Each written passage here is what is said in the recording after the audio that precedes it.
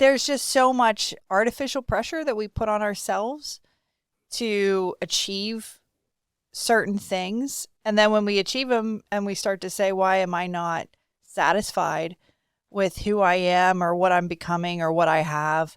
Like, where does that satisfaction begin?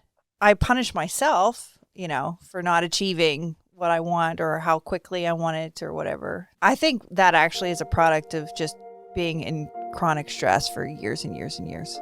Welcome to Investing in Vitality, a WellStylist Lab podcast. Explore the latest wellness trends, challenge the status quo, uncover opportunities that support self-transformation, and bring your true essence to the world, be it at home, work, or within our communities. So let's open our minds, ask what if, and take positive actions that invest in our vitality together. In 2019, the World Health Organization classified burnout as a syndrome from chronic workplace stress, and its symptoms, such as exhaustion, mental distancing, and reduced proficiency, well, those are the things that haven't been successfully managed. Around that time, Gallup came out with a study. That study indicated at least 76% of employees felt burnt out, at least some of the time. That was before the pandemic. Since then, we've seen more focus by employers and employees alike on mental health and wellness in the workplace. My experience with burnout started more than a decade before this official declaration by the WHO. I have a deep-seated internal drive that has pushed me to expand and grow over the years. I'm one of those types of people that if you tell me I can't, I'll respond with watch me. Even if I have to climb hills, knock down walls, swim upstream to do it. Looking back at the journey now, with the proverbial 20/20 hindsight, I gambled with my vitality at the corporate high roller card table. Stage 1, the buy-in. It was all about the grind culture. It was celebrated, acknowledged. High engagement, high productivity, and a whole bunch of excess responsibility was seen as a valid get-ahead strategy. Who doesn't want to do a good job and excel at what they do?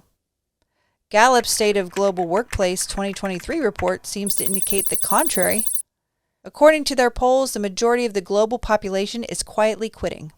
And this lack of engagement costs companies $8.8 trillion, or about 9% of global GDP.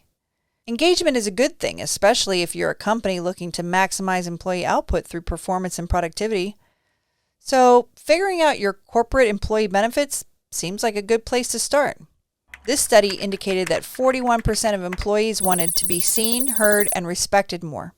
21% wanted money in their pockets for their efforts. And 16% wanted to be valued as a human being. Seems reasonable, right? I can surely relate. The cost of my buy-in was 16-hour days, working sometimes till 4 a.m. in the morning. My commute was 70 miles each way. Sleeping was underrated. Not to mention carving out time for healthy activities like exercise was near impossible. Not if I planned to get to the office on time with traffic.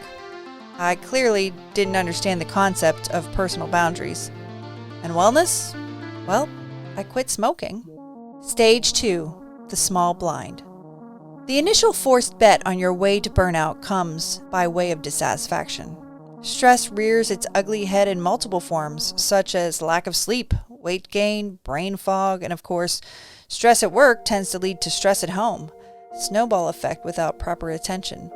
My stakes in the game rose right around the time I had my son and was promoted upon return from maternity leave. The short time I was on maternity leave didn't quite seem sufficient enough to get back to pre-baby form. Now I added pumping in my car and the guilt of a chronically absent mother to my plate. Since that time, I've participated in multiple employee benefit redesigns that involved everything from retirement plans to wellness programs. Simple things like time-off policies were bypassed for more profitable initiatives to reduce overall healthcare costs. Makeshift areas in conference rooms and training centers turned into little blood pressure and weigh stations.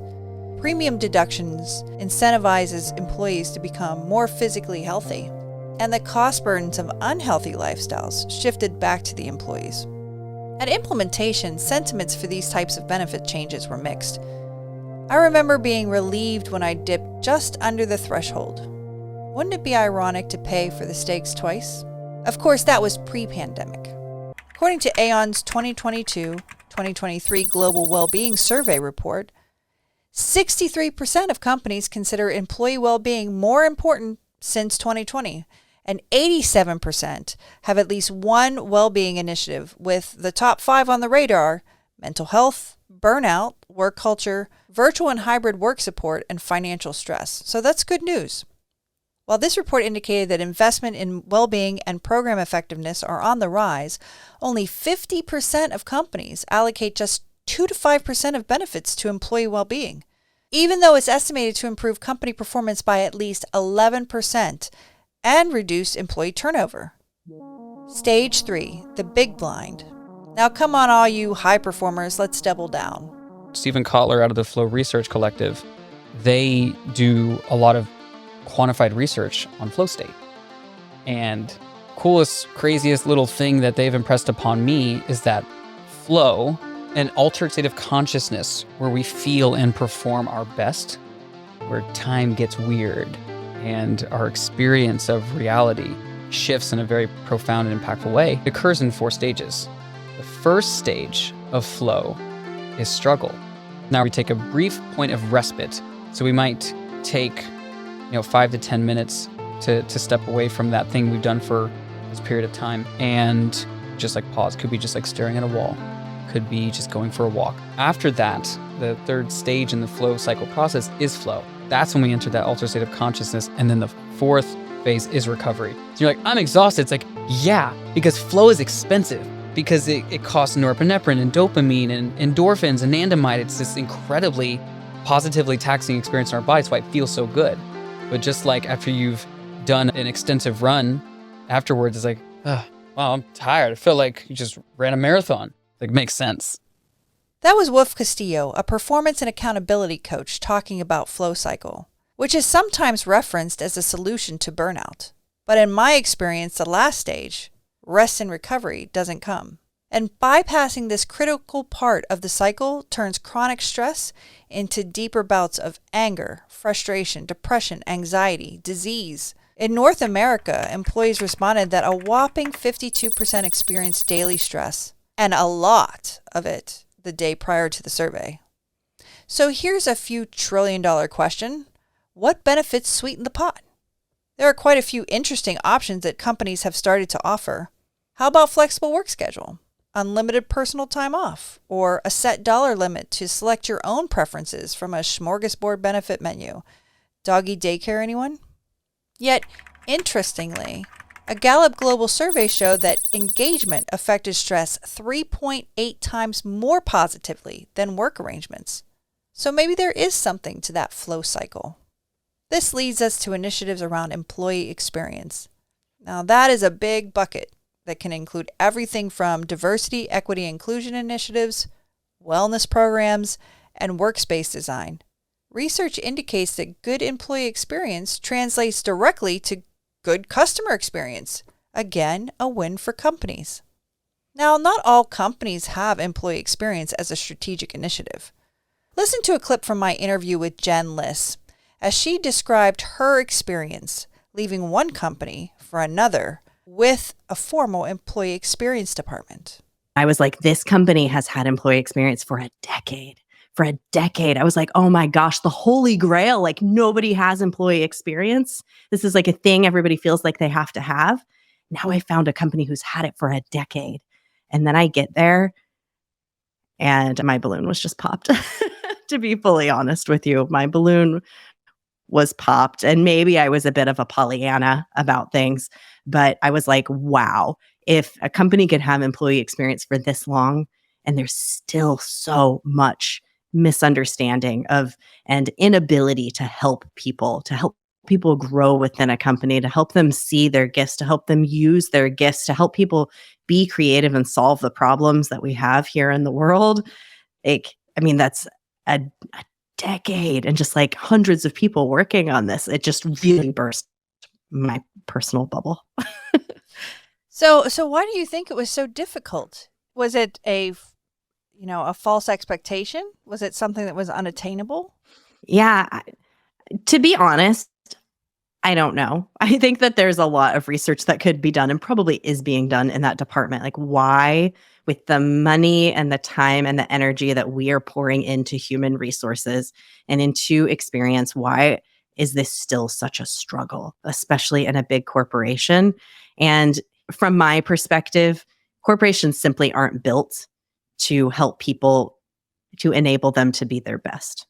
That's not the structure of the corporate environment. It's generally built for people to be cogs and to perform a role that performs a service for the business. And so we are starting from the wrong place in many situations. We're not starting with the people and thinking about how amazing those people can be and what they can do. We're thinking about, here's the business and here's what I need people to do. So that from the get-go, we're starting from the wrong place with the way that we look at people and the way that we look at talent. And now a message from our sponsor. Do you need more balance, calm, and joy in your life? Radiate Wellness supports women on their journey through perimenopause and menopause. During this time of life, women are often faced with weight gain, brain fog, hot flashes, low libido, anxiety, and sleep disturbances. All of these things affect how women look and feel. With community support, education, and clean, affordable products, we help women thrive through perimenopause and menopause. Our transdermal bioidentical hormone and nutrient supplements are physician-formulated and free of harmful ingredients to help women balance the hormone fluctuations that are at the root of these unwanted symptoms. Radiate Wellness is here to support you, and you can look and feel your best during midlife and beyond. Stage 4, the call. You know what they say, you gotta know when to hold 'em and know when to fold 'em. This is where escapism and bad coping mechanisms take worse to worst. So at this point, you may be asking yourself, how can companies become more effective in employee experience and help prevent people getting to this stage? Best practices indicate that leader involvement is critical in the effectiveness of both wellness programs and employee experience. Leaders influence the culture. Leaders have the ability to make the necessary changes to further improve employee well-being. And according to Aon's report, there is an opportunity to improve here, not to mention a good business case for it. I'd like to mention that progressive companies are not only involving leadership, but are developing integrated strategies for employee well-being. Companies like Pandora and Lululemon have leveraged health and wellness coaching for all levels of employees, but starting with leaders, and strategy design that takes a trauma-informed approach to incorporate multiple dimensions of wellness into the workspace. As of 2020, workplace wellness was only $49 billion of the $4.4 trillion wellness industry. I imagine this subsection will continue to grow exponentially as more companies realize that technology is not the only area worth investing in. Stage 5, dead man's hand. Well, the hands are called and employees leave, blaming it on the company, the manager, the environment, the circumstances, and very likely go to their next company as already damaged goods. I think my conversation with Heidi Hope, a coach that not only experienced burnout herself working as an entrepreneur, but who now currently works with other high-performing women in the midst of pivoting, sums it up best. I was ready to pivot, but not sure how, or kind of feeling the burnout, feeling like I just don't want to do it anymore, and thinking the problem is the job. And then all of a sudden, I have all this time, and I realized the problem wasn't the job. I could have fixed the problem within the job. I could have. Ultimately, I'm glad I went on the path that I did, but you can have the same problem in any job if the problem's within, right? Mm-hmm. And so many times we blame external circumstances for the way that we're feeling inside. And I had to go through that journey of being like, oh, the way I feel inside is the starting point that is creating my external circumstances. So I can keep changing the picture out here. But if I don't change the picture in here, I'm still going to feel the same way. Check out next week to listen to a bonus episode of my Vitality Exchange conversation with Heidi Hope. This also leads us into our next trend topic, our natural ability to heal. Thank you for joining. Do you have a wellness trend worth investing in? I'd love to hear your feedback, trend research, and ideas through our Investing in Vitality Trend Hotline, which is found on our show page at mtsjax.fm. Or join our community for free by visiting community.wellstylistlab.com. You'll be able to access more resources, watch in-depth interviews, and find member support on your vitality journey. Thank you for listening and for investing your time with me. A special thanks to our Season 1 sponsor, Radiate Wellness Products. And thanks to our members, community partners, and the team at Mixed Theory Studios for supporting the production of this podcast and its sister series, Vitality Exchange Boosts and Conversations. This podcast is meant for education and trend awareness purposes only. I share topics, research, and discussions that are opinion-based and do not constitute professional health, wellness, or investment advice. Please seek professional services and consult your primary physician or other healthcare providers before making adjustments to your health and wellness regimen.